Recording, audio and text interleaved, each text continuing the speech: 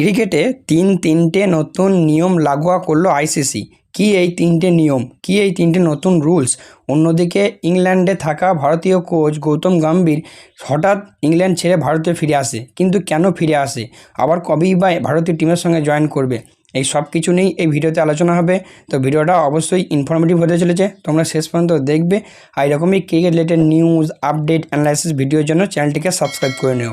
So চলো দেরি না করে ভিডিওটা শুরু করা যাক। তো প্রথমেই কথা বলবো আইসিসি তিনটে নতুন নিয়ম নিয়ে। নতুন নিয়ম বা নতুন রুলস যাই বলো, নতুন তিনটে নিয়ম লাগু করেছে। সো এইগুলি হলো, প্রথমত ওডিআই ক্ষেত্রে দুটো বল ইউজ করা হবে 34 ওভার পর্যন্ত, মানে 17 ওভার করে বোলাররা দুটো নতুন বল ইউজ করতে পারবে। এবং তারপর কোন বলটা ইউজ হবে সেটা সম্পূর্ণ নির্ভর করছে বোলিং টিম যেটাকে সিলেক্ট করবে সেটার উপর। অর্থাৎ 17 ওভার করে দুটো নতুন বলে খেলা হবে। তারপর বোলিং টিম ওই দুটো বলের মধ্যে যে বলটাকে সিলেক্ট করবে সেই বলটা দিয়েই বাকি 16 ওভার খেলা হবে। এতে ফায়দাটা কাদের হবে না, এতে ফায়দাটা বলতে পারো এক প্রকার কিছুটা বোলিং টিমের উপরই হবে বা বোলার্সদের হবে। কারণ বর্তমানে ক্রিকেট হচ্ছে ব্যাটিংয়ের খেলা বা ব্যাটিং পিচ বা হাই স্কোরিং পিচ হয়ে গেছে, সেই জায়গায় বোলিংদেরকে এই রাইটসটা দেওয়া হয়েছে। তারপরে কী হবে, বোলাররা যে বলটা একটু নতুন ভাববে, হয়তো দুটো বলের মধ্যে একটা বলে প্রচুর মেরেছে, সেই ক্ষেত্রে সেই বলটা একটু বেশি পূর্ণ হয়ে যায়, বা আরেকটা বল যদি বেশি না মারে সেই বলে ব্যাটসম্যানরা, সেই বলটা একটু নতুন টাইপের থাকে, তো সেক্ষেত্রে বোলাররা সেই নতুন বলটা মানে নতুন টাইপের যে বলটা থাকবে সেই বলটাকে সিলেক্ট করতে পারে। তার ফলে তাদের একটু ফায়দা হবে, একটু আধটু হালকা সিম সুইং যাই বলো পাবে। তো এই ক্ষেত্রে কিন্তু বোলাররাই সুবিধা পাবে। 2 নম্বর আইসিসি যে রুলসটা লাগু করেছে সেটি হলো কনকাশন সাব নিয়ে। তো কনকাশন সাব নিয়ে রিসেন্টলি আমরা দেখেছি যে কী হারে সমস্যা হয়েছে। ব্যাটসম্যানের পরিবর্তে বোলাররা এসছে, মানে অলরাউন্ডারের পরিবর্তে, ব্যাটিং অলরাউন্ডারের পরিবর্তে একজন প্রপার বোলার এসছে বল করতে।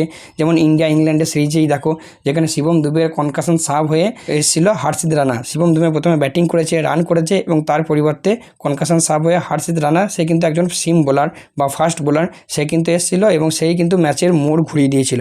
তো এই নিয়ে অনেক কন্ট্রোভার্সি হয়েছিল। তো সেইটা নিয়ে আইসিসি চিন্তা ভাবনা করেছে, মানে আগেও এরকম অনেক কনকাশন সাব নিয়ে কন্ট্রোভার্সি হয়েছে, এটা নিয়ে আইসিসি চিন্তা ভাবনা করেছে এবং আইসিসি নতুন রুলস জারি করেছে, যেখানে আইসিসি বলছে যে ম্যাচ শুরু হওয়ার আগে প্রত্যেকটা টিমকেই একটা করে উইকেট কিপার, একটা করে ব্যাটসম্যান, একটা করে সিম বোলার, একটা করে স্পিনার এবং একজন করে অলরাউন্ডার, এই সব কিছু একটা করে কনকাশন সাব হিসেবে সাবমিট করতে হবে ম্যাচ শুরু হওয়ার আগেই। সেক্ষেত্রে প্লেইং 11-এ কোনো বোলার বা কোনো প্লেয়ার যদি চোট পায়, সেটা যদি কোনো একজন প্রপার ব্যাটসম্যান তার নামের পাশে ট্যাগ থাকে, সেক্ষেত্রে কনকাশন সাবে যে ব্যাটসম্যান থাকবে সে রিপ্লেস করবে। যদি অলরাউন্ডার কোনো প্লেয়ারের নামের পাশে ট্যাগ থাকে, সেক্ষেত্রে অলরাউন্ডার রিপ্লেস করবে, বাট অন্য কেউ কিন্তু রিপ্লেস করবে না।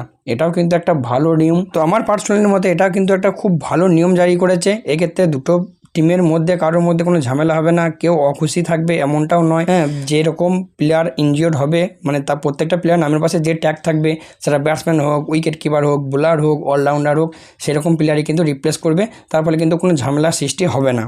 এবং তৃতীয় যে নিয়মটি হলো সেটি হলো বাউন্ডারির ধারে, মানে বাউন্ডারির ধারে ক্যাচ নিয়ে। তো এই নিয়েও কিন্তু অনেক কন্ট্রোভার্সি হয়, অনেক ম্যাচে অনেক সমালোচনা হয়, অনেক ঝামেলার সৃষ্টি হয় ক্যাচ হয়েছে কি হয় না এই নিয়ে। তো এই নিয়েও কিন্তু আইসিসি নতুন রুলস জারি করেছে। সেটি হলো কোনো প্লেয়ার ধরো যদি বাউন্ডারির ধারে ক্যাচ ধরে, তো প্রথমে বাউন্ডারির ধারে দাঁড়িয়ে বলটা ধরলো, তারপর বলটা ওপর দিয়ে ছুড়ে দিল, এবং তারপর সে যদি বাউন্ডারির বাইরে চলে যায় এবং চলে যাওয়ার পর বাউন্ডারির ভেতর যদি ঢোকে, সেক্ষেত্রে কিন্তু সেটা ফেয়ার ক্যাচ হিসেবে গণ্য করা হবে, যেটা এতদিন হয়ে এসছে। কিন্তু যদি কোনো প্লেয়ার প্রথমে বাউন্ডারির ধারে দাঁড়িয়ে বলটাকে ধরে বাউন্ডারির বাইরে চলে গেল এবং বাউন্ডারির বাইরে মানে লাফিয়ে মাটিতে পা না দিয়ে, সেই ক্ষেত্রে লাফিয়ে 2 বা 3 বার লাফিয়ে বলটাকে জাম্প করাতে যদি বাউন্ডারির ধারে মানে বাউন্ডারির ভিতরে নিয়ে আসে এবং সেই ক্ষেত্রে ক্যাচটা ধরে, সেই ক্যাচটা কিন্তু গণ্য করা হবে না। অর্থাৎ কোনো প্লেয়ার যদি বাউন্ডারির বাইরে থেকে বাউন্ডারির বাইরে মাটিতে পা না দিয়ে লাফিয়ে বলটাকে নিয়ে আসে 2-3টে স্টেপ, তারপর বাউন্ডারির ভেতরে ঢোকে, সেই ক্যাচ কিন্তু গণ্য হবে না। একমাত্র সেই ক্যাচই গণ্য হবে যেখানে বলের প্রথম যে মানে প্লেয়ারের প্রথম পয়েন্টটা যখন বলে হাত দেবে, সেই পয়েন্টটা ভিতরে থাকবে বাউন্ডারির ভিতরে, এবং বলটা হাওয়ায় থাকার পর কোনো প্লেয়ার যদি বাউন্ডারির বাইরে চলে যায় এবং ভেতরে আসার পর বলটাকে টাচ করে, তবেই কিন্তু সেই ক্যাচটাকে ক্যাচ হিসেবে গণ্য করা হবে। তো এটাও কিন্তু আইসিসির তরফ থেকে খুবই ভালো নিয়ম বা রুলস জারি করা হয়েছে। তো তোমাদের এই 3টে রুলস কেমন লেগেছে, কোনটা সবথেকে বেশি ভালো লেগেছে অবশ্যই কমেন্টে জানিও। বাকি এবার কথা বলবো আমাদের ভারতের কোচ গৌতম গম্ভীরকে নিয়ে।